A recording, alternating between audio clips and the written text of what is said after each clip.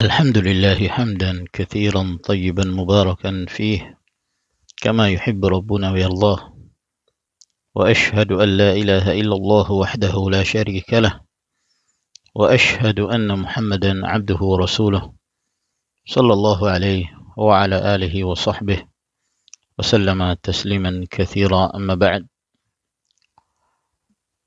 Melanjutkan pelajaran Jawami'u al-Akhbar karya Al-Allamah Abdurrahman bin Nasir As-Sa'di rahimahullah ta'ala, dan kita memasuki hadis yang ke-45, Al-Hadithul Khamisu wal Arba'un, hadis yang ke-45, At-Tamalluku bis-Sabqi, memiliki sesuatu dengan cara mendahului, yaitu mendahului yang lain. An Asmar ibni Mudarris radhiyallahu anhu anna Rasulullah sallallahu alaihi wa ala alihi wasallam qala, dari Asmar bin Mudarris, dan tidak diketahui beliau meriwayatkan hadis kecuali hadis ini, bahwa Rasulullah sallallahu alaihi wa ala alihi wasallam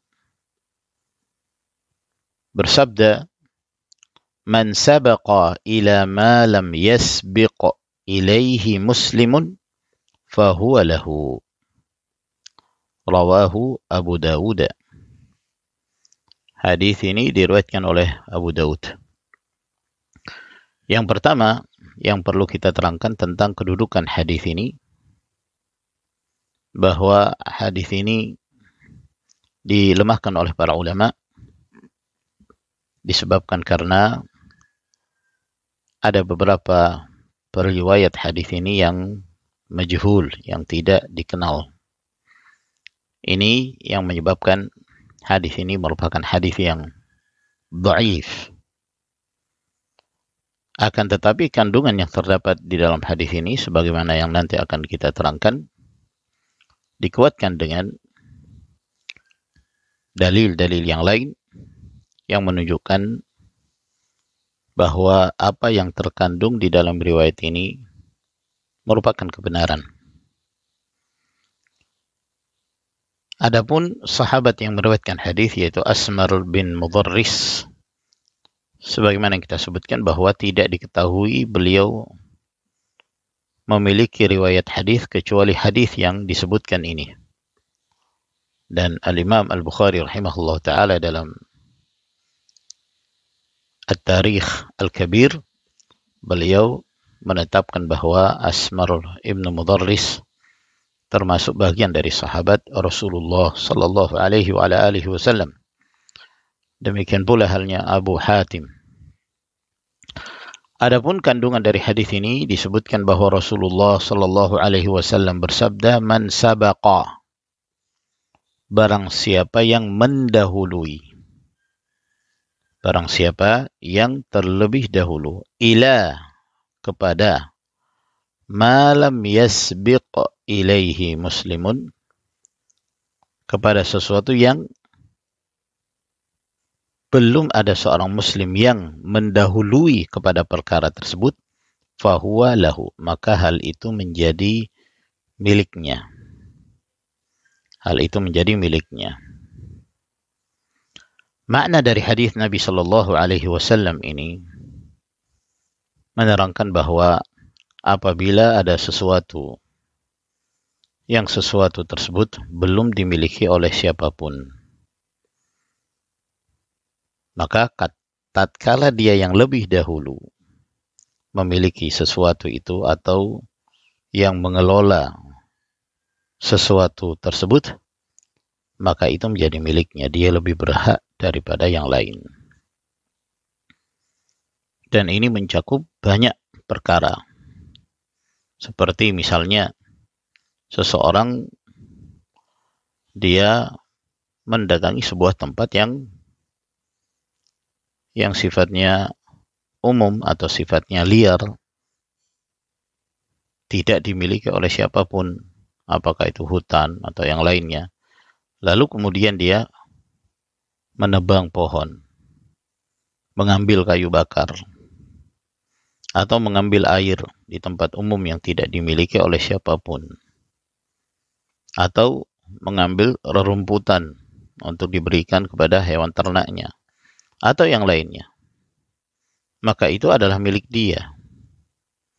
Dan tidak diperbolehkan kemudian ada yang lain merampasnya dalam keadaan dia yang terlebih dahulu mendapatkan hal tersebut.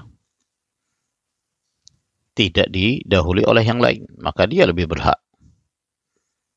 Dan tidak diperbolehkan bagi yang lain untuk merampasnya, mengambilnya. Sebab jika dia melakukan hal tersebut, maka dia melakukan perbuatan kezaliman.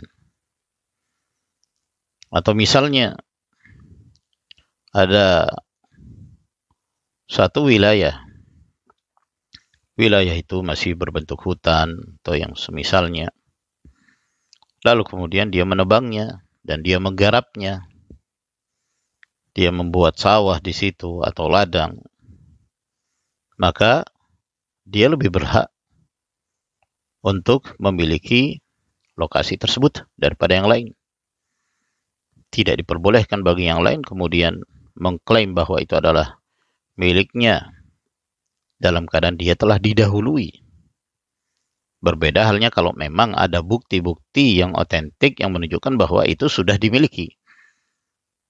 Apabila ada bukti yang menunjukkan bahwa itu telah dimiliki, maka itu menjadi milik yang pertama, selama tidak ada tanda yang menunjukkan dialihkannya kepemilikan tersebut. Demikian pula ada sebuah lokasi, misalnya tanah kosong, tidak dimiliki oleh siapapun, lalu kemudian dia datang ke tanah tersebut, lalu dia menghidupkannya, dia membuka sawah dan menghidupkan tanah tersebut, maka dia lebih berhak untuk memilikinya. Inilah yang disebutkan oleh Rasul sallallahu alaihi wasallam di dalam hadis yang diriwayatkan oleh Al-Imam Al-Bukhari, "Man a'mara ardan laysat li ahadin fahuwa ahaqqu." Barang siapa yang memakmurkan sebidang tanah yang bukan milik siapapun, maka dia lebih berhak. Dia lebih berhak untuk memilikinya. Demikian pula dalam riwayat Al-Imam Ahmad At-Tirmidzi dari hadis Jabir. Demikian pula datang dari hadis Sa'id bin Zaid bahwa Nabi sallallahu alaihi wasallam bersabda, "Man ahya ardan mayyitatan fahiya lahu." Barang siapa yang menghidupkan sebidang tanah yang mati, yang sebelumnya gersang, yang sebelumnya tidak dimakmurkan, maka dia menjadi pemilik dari sebidang tanah tersebut. Demikian pula yang berkaitan dengan tempat ibadah. Misalnya masjid. Ketika engkau seorang yang pertama kali masuk dalam masjid, maka kamu berhak untuk menempati bagian yang mana saja di masjid tersebut. Engkau lebih berhak. Dan engkau lebih berhak untuk duduk di saf yang pertama. Dan tidak berhak ada orang lain yang menyingkirkan kamu dan memerintahkan kamu untuk pindah dari tempat tersebut, sementara dia datangnya belakangan. Walaupun yang datang belakangan itu seorang yang punya kedudukan, seorang pejabat atau yang semisalnya. Saf-saf di dalam salat itu sifatnya umum. Siapa yang lebih dahulu datang dan menduduki tempat tersebut, maka dia lebih berhak untuk berada di tempat itu. Tidak diperbolehkan bagi seorang memindahkannya.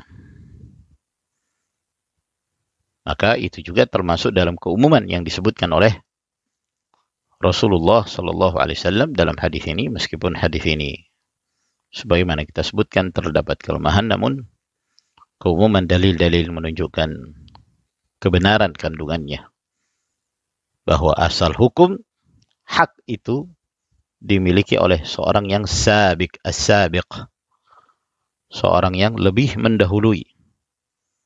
siapa yang lebih dahulu, maka dia lebih berhak, walaupun usianya lebih muda, walaupun dia dari rakyat biasa, maka dia lebih berhak untuk berada di tempat tersebut. Kecuali kata para ulama, apabila ada tempat atau kemaslahatan khusus, misalnya di masjid telah disiapkan kursi ini khusus untuk seorang yang mengajar, yang sudah punya jadwal, maka meskipun ada seseorang yang duduk di kursi itu, maka tidak mengapa untuk dipindahkan karena adanya kemaslahatan yang lebih kuat. Wa sallallahu ala nabiyyina Muhammad wa ala alihi wa sahbihi wa sallama tasliman katsira walhamdulillahi rabbil alamin.